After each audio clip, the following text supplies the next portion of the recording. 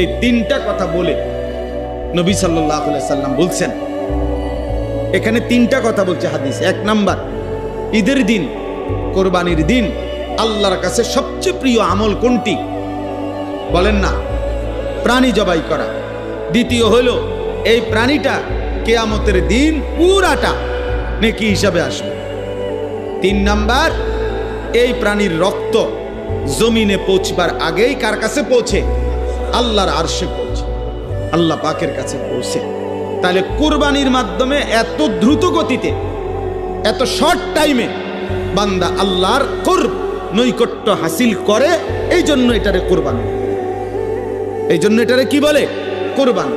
এই জন্য নবী সাল্লাল্লাহু আলাইহি সাল্লাম বলেন, ফাতিবু বিহা নাফসান। এই হাদিসের শেষ শব্দ এটি। অতএব তোমরা খুশি খুশি দিলে কোরবানি কর। কি দিলে? খুশি খুশি। আরো 5,000 টাকা বাড়ায় নাও, আরো 10,000 টাকা বাড়ায় নাও, হ্যাঁ আরো 2,000 টাকা বেশি দাও। যেমনি সুন্দর হয়, যেমনি সুন্দর হয়, খুশি খুশি দিলে।